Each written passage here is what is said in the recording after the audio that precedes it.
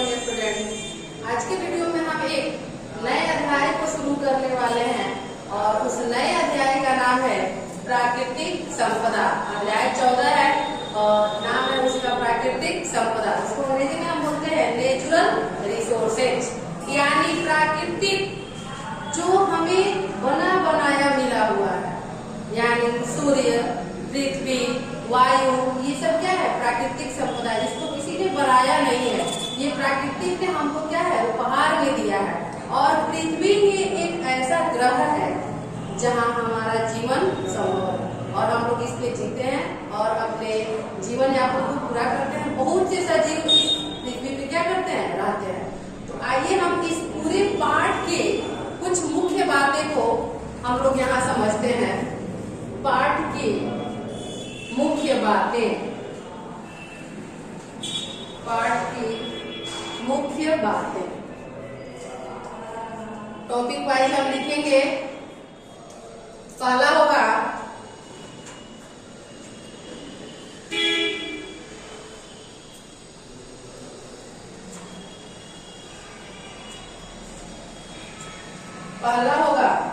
कि स्थल, स्थल को हम लोग जमीन भी बोलते हैं। स्थल यानी जमीन, जल एवं वायु, जल एवं वायु, जल एवं वायु पृथ्वी पर उपलब्ध, पृथ्वी पर उपलब्ध, पृथ्वी पे क्या है, ये सब उपलब्ध हमको मिलते हैं। उपलब्ध प्राकृतिक संपदा है, उपलब्ध प्राकृतिक संपदा है, संपदा है, यानी जमीन, जल और वायु पृथ्वी पे हमको क्या है प्राकृतिक संपदा की तरह है, जिनके उपयोग से, जिनके उपयोग से, जिनके उपयोग से जीवन संभव है, जिनके उपयोग से जीवन संभव है। देखिए पृथ्वी भी क्या है एक ग्रह भी है और सूर्य भी क्या है एक ग्रह ही है, लेकिन मल्लिवन एक सौर मंडल का अकेला ऐसा ग्रह है पृथ्वी, जिसपे सारे सजीव जीते हैं और उनको जीने के लिए जल एवं वायु की सबसे ज्यादा जरूरत है। क्योंकि अगर वायु की नहीं रहे तो हम जीवित नहीं रह सकते हैं और उसके साथ साथ यदि पानी भी नहीं मिले हमको, फिर भी उस अवस्था में हम लोग नहीं जी सकते हैं। इसलिए जो प्राकृतिक संपदा है जल, वायु, ये पृथ्वी पर क्या है उपलब्ध है, जिसके लिए सारे सजीवों को क्या है जीना संभव है। सेकेंड पॉइंट है सूर्य सजीवों के लिए, सूर्य,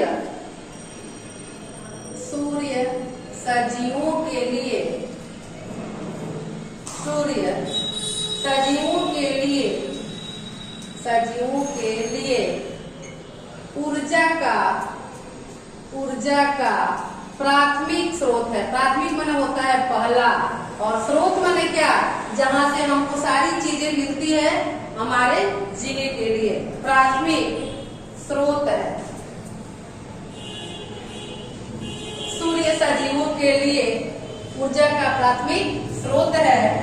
इसी की मदद से, इसी की मदद से,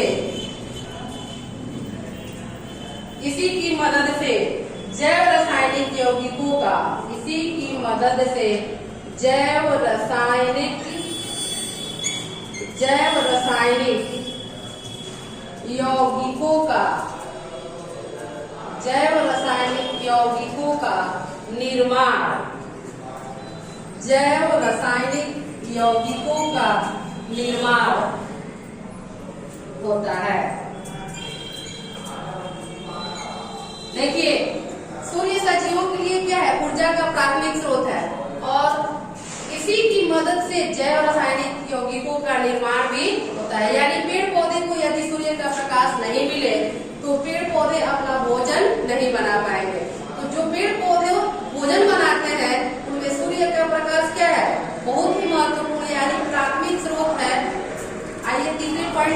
हैं हम लोग। तीसरा पॉइंट है पृथ्वी का वह हिस्सा, पृथ्वी का वह हिस्सा,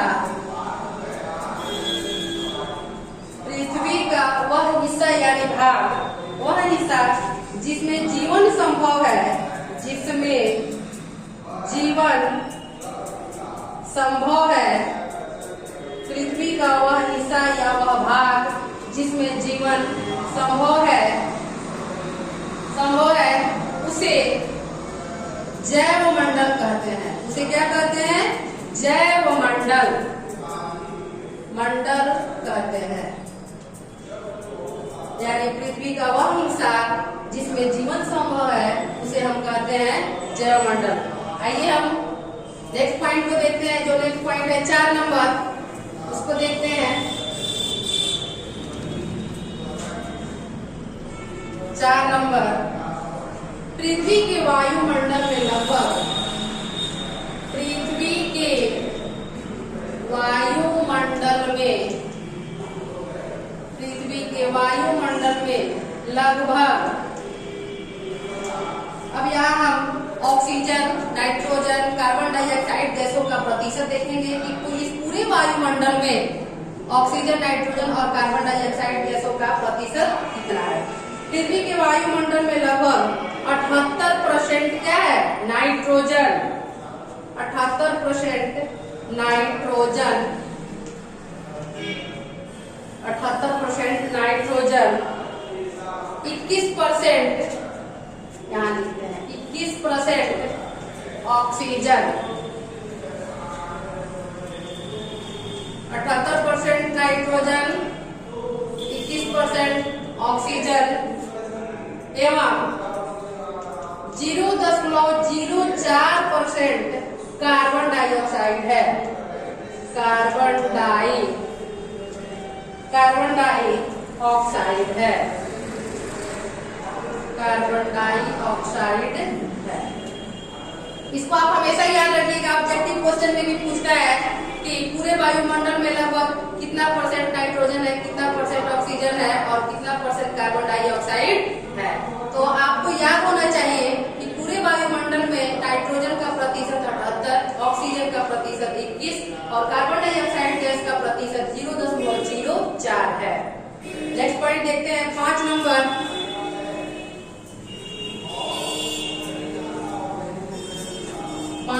हम देखते हैं जीवाणु एवं कुछ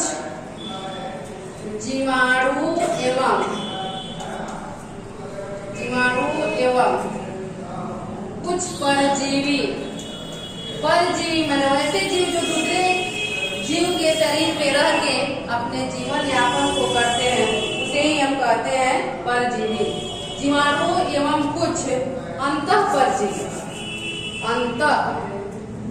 जीवाणु एवं कुछ अंतःपरजीवी जंतुओं को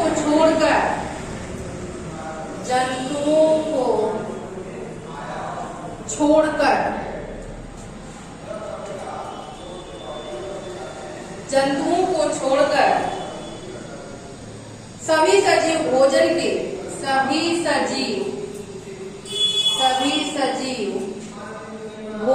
के ऑक्सीकरण के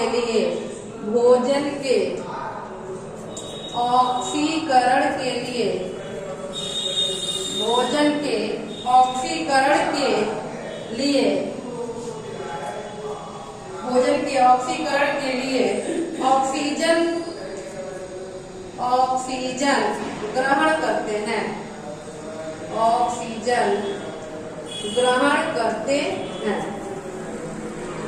ग्रहण करते हैं, जिसे श्वसन क्रिया कहा जाता है, जिसे श्वसन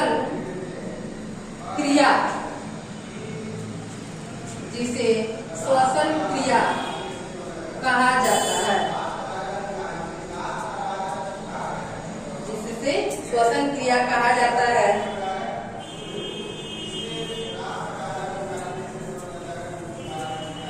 इसी में थोड़ा सा और है,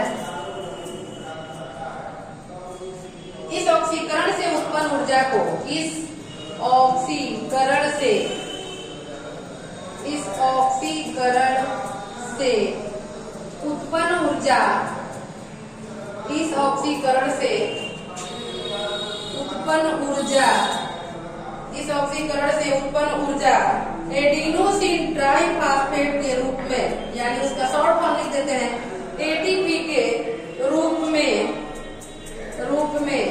संचित कर उपयोग में लाया जाता है, संचित कर उपयोग में लाया जाता है, उपयोग में लाया जाता है। इसलिए ऊपर लिख देते हैं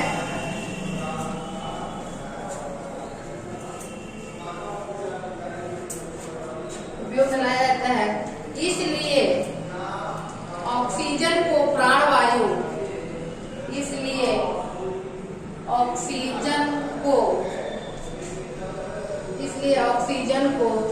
प्राणवायु, इसलिए ऑक्सीजन को प्राणवायु एवं